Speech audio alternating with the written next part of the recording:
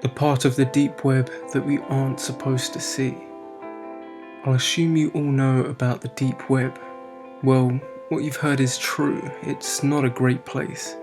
While some people are there to score weed or firearms, or even out of sheer curiosity, others, well, they're obviously not up to anything good. But I'm not here to talk about those sickos. I'm here to talk about what lies beyond that point, the more cryptic and unexplainable part of the internet. The part that nobody's really supposed to see. There was an infographic that cropped up a while ago, not sure when. The 8 levels of the internet, maybe you've seen it. As interesting as it was, it's complete bunk. I'm sorry, but polymetric falcical derivation means nothing. And the Primarch system? I guess somebody's a fan of Warhammer.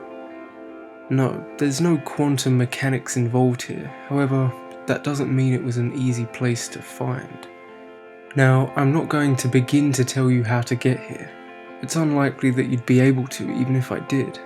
I'm not tooting my own horn here, I just didn't have a life outside of this. I was warned, of course. Everybody told me I wasn't going to like what I saw, that I wouldn't even understand it. Now I'm passing off that warning to you. Don't try to look for this. There's no official name for this place, or at least I haven't seen one. There were rumours, however. These ranged from an Illuminati chat room to a virtual holding cell for an experimental AI gone rogue. In reality, it's a lot worse. After a long and painful process of breaking down firewalls, encryptions, solving bizarre philosophical riddles, and following hidden links, I was finally directed to a blank page with one link of text and a text box underneath. Quid caris, Latin for what do you seek? I remember feeling surprised, but in retrospect, I didn't know what I was expecting. I'll admit I was a bit stumped here, partly because I didn't know the answer to that question. I had no objective, I just wanted to see if I could do it. I tried some generic answers at first. I typed in the truth and enlightenment. You know, Matrix shit. Nothing happened. I tried a bunch of answers, but none of them worked. I was getting frustrated at this point. Maybe this was a gag page. Maybe I really hadn't figured anything out. If only. I tried something off the wall. Not sure how this came to me or why I thought it would work, but I typed in, "What also seeks me?" Now that I think about it, this might have been an AI. To my surprise, the page went blank. Like, fully blank. I waited. After about 5 minutes, I was directed to what looked like a forum. No, not even that. It was more basic. Just a list of links over a brownish yellow background. The links themselves were indecipherable, just seemingly random sequences of characters, symbols, and letters. A lot of them I had never seen before. It almost looked like an alien language. Obviously just a code that I didn't understand. At this point, expectations were off the wall. Each link was a shot in the dark. I clicked on the first one. It loaded up a live feed of what seemed to be the Paris catacombs. I watched for a while, but it was ultimately uneventful. I moved on to the next link. It was a shaky video in a dark setting, but I could make out men in tactical gear. They were in a house, opening doors and sweeping each room. Eventually, they kicked one down to reveal a creature, tall and humanoid with scaly skin. It was gnawing on a dismembered arm. They tried shooting at it, but it escaped out the window. The video stopped there. Well, I was floored. What the hell was this? It looked too real to be unreleased film footage. I was officially intrigued. Maybe this was worth the months of headaches and bloodshot eyes after all. I couldn't stop now. I started working down the list of links. With each click, everything got more and more bizarre. more disturbing. I stumbled upon a document called the Paragon Project, detailing trials of human experimentation that would lead to superhuman levels of strength and durability. It was an apparent success, looked official too. There were essays on space-time anomalies, glitches in reality, and apparent pictures of alternate dimensions.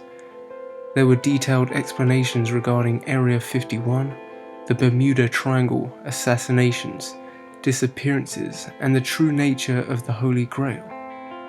One of the more upsetting ones was a document referring to a world-ending bomb, a nuke that's 720,000 times stronger than the one dropped on Hiroshima. I don't want to know why we would need that. I found contingency plans for different kinds of apocalypses. Nuclear winter, biological weapons, viral outbreak.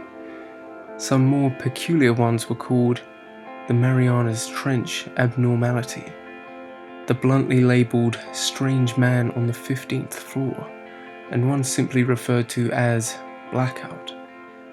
Recovered logs of skinwalker hunting expeditions, 9/11 transcripts from residents of a town in Texas that went missing in 1977, and even the journals that belonged to the people involved in the Dyatlov Pass incident. They didn't go insane because of the snow. I spent hours on there, looking through pages and pages of things I felt like I wasn't supposed to see. I came across a trailer to a silent film made back in 1910. One that apparently made people claw their eyes out after watching, that nearly derailed the whole industry. There was a live stream of a hooded man, sitting in front of a camera, head crouched down. He eventually lifted his head, even though he had no mouth. A deep guttural hello came through my speakers. Somehow I knew it came from him. I didn't stick around for that. There were obscure sets of step-by-step guides that involved things like cutting off your own limbs and sewing on corpses, performing religious incantations in the middle of the Siberian forest, and going to coordinates that apparently housed captive fallen angels. It was unclear what any of these were supposed to achieve. There was also a 20-second long clip titled "The Futility of Living." I didn't watch it. That's when I realized there was no way even the highest form of organized government had full control of this. One of the scariest things about this whole experience was that I didn't find an end to the list, no matter how far I scrolled down. I think I had a meltdown and passed out eventually, because I woke up on my floor in the middle of the night. I looked at my computer screen to see loot helicopter footage of a massive crab-like creature tearing apart a coastal island. I clicked off of it. I just sat there for the longest time. I couldn't comprehend what I was seeing, and I don't think I really wanted to. Now I'm not really sure why I kept going. My brain was screaming for me to take my computer out to the lawn and smash it into pieces. But I didn't. I noticed something I hadn't before. A small message at the bottom left-hand corner of the screen. I don't know if it was always there or not. It was hard to read, so I had to squint. More Latin. Translated into, "Are you satisfied?" There were two options underneath it, yes and no. Now, I knew the answer to this question. Hell no, I wasn't satisfied. I was horrified, scarred for life. But I should have clicked on yes. If I had just clicked on yes, it would have taken me out of that godforsaken place, back to comfort and sanity. Even right now, I can't tell you why I clicked on no. But once I did, the page seemed to refresh. It was still the same basic setup, except there were only 4 links. This time, there were no recognizable numbers or characters. Hell, it didn't look like anything that could have come from this world. Just a collection of extremely crude symbols that didn't give off any sense of pattern or direction. I clicked on the first link. After about 20 seconds, I slammed my computer shut. I can't describe to you what I saw. All I know is that I wasn't supposed to see it. Nobody should ever see something like this. It's not only that it didn't make any sense, I can't tell you why it didn't. I couldn't begin to grasp the images I was seeing. It wasn't graphic or anything, not like that. I just couldn't recognize anything. I could make out things moving, but not in a way any creature on Earth has ever moved before. Colors that I'd never seen before. Just thinking about it gives me a splitting headache. This is my best attempt at visualizing it. We have 3 dimensions here on Earth. We can move forwards, backwards, left, right, 72.4 degrees southwest, etc. These things weren't restricted to that. I can't explain it any further. All I know is that I didn't want to watch one more second. I don't think I would have been able to. I left my room for the first time in a while. I was planning to leave my house. I needed fresh air, to take a walk or something. Hell, I was thinking about running a marathon in the middle of the night just to get my mind off of that shit for a few hours. I was putting on my jacket when I heard a knock at the door. I stopped dead in my tracks. Obviously, I wasn't opening up. About a minute and 5 more sets of knocks came before somebody spoke up. Open up. We know what you did, but we're not here to hurt you. We just want to talk. The tone wasn't threatening. Eventually, I obliged. I opened up my door to 2 tall, slim men in suits. They smiled at me. Can we come in? I still don't know how they found me. I thought for sure that I was off the grid. We sat down on the couch. I guess I was just waiting for answers at this point. One of them looked at me and said, "What were you looking for?" "I don't know, but I'm not going back," I responded. He smiled again, like this is what he wanted to hear. The other one piped up, "Who do you work for?"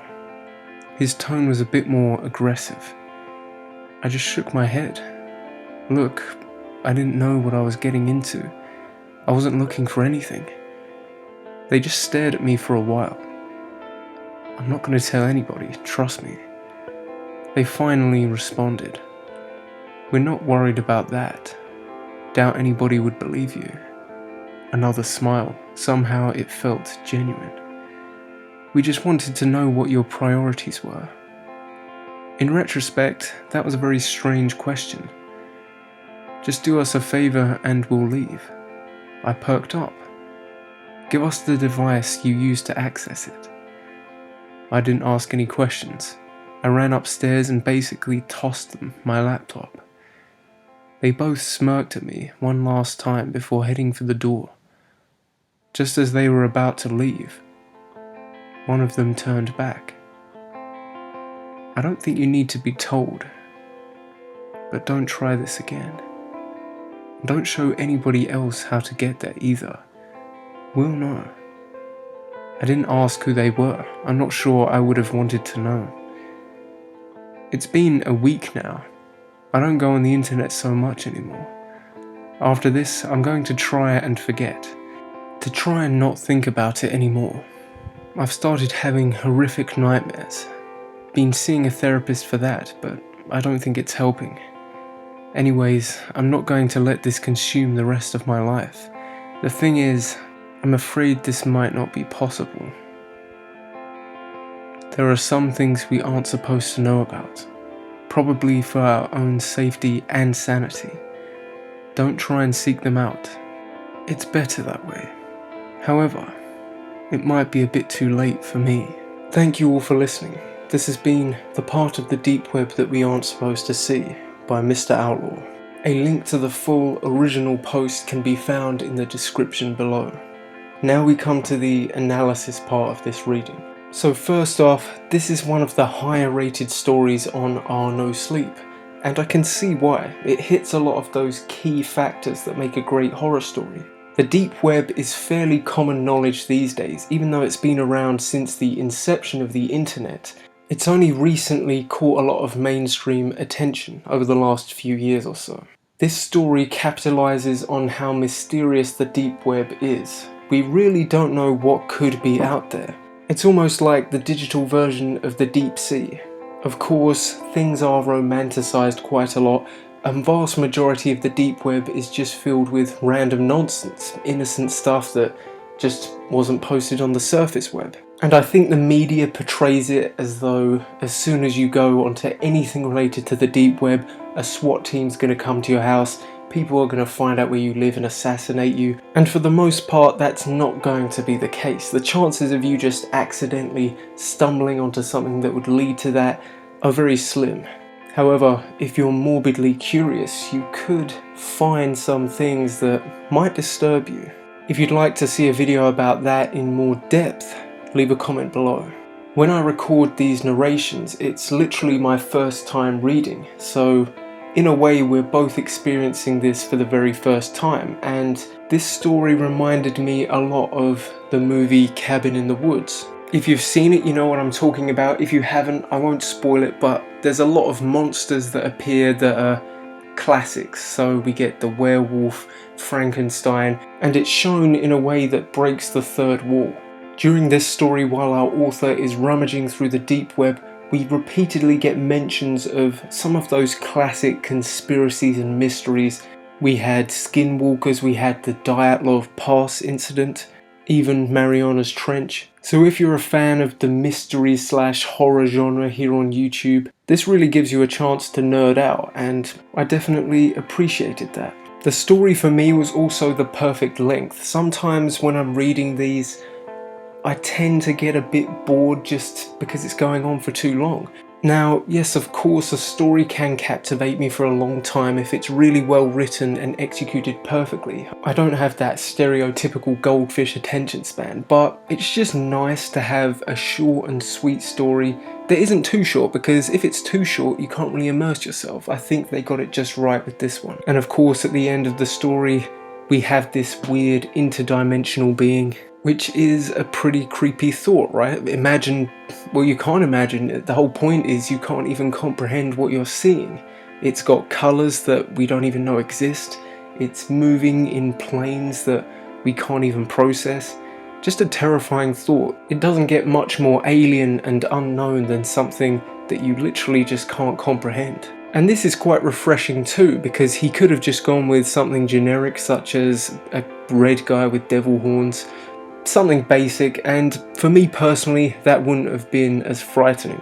Then of course at the end we have the Men in Black aspect, mysterious people coming in, somehow they know what you're doing and they just sort of shut it down. And rationally I would say, would they really trust you not to divulge any of this information? You would have thought, sadly, that they'd put you down effectively. But I think I can overlook that. These Men in Black could easily be aliens or some kind of higher beings, and they just know that he didn't understand what he was seeing. Once again, this is the benefits of being, you know, just a bit more vague and mysterious. He could have easily bluntly said these were two guys from the government, but he didn't. He left that detail out, so it leaves another layer of mystery, and in my opinion, that makes the story that much better. I'm going to give this story a 4.7 out of 5. Now, that's my highest rating. I've left a little room in case another story just completely blows my mind, but so far this has been the best one I've read. I provided a poll above, so if you want to give your rating, please do. There's even a part 2 to this story, so if you want me to read that one, make sure you leave a like. That's the best way of communicating that to me. Remember to share the video with your friends, and of course, if you haven't already, subscribe for more creepy content.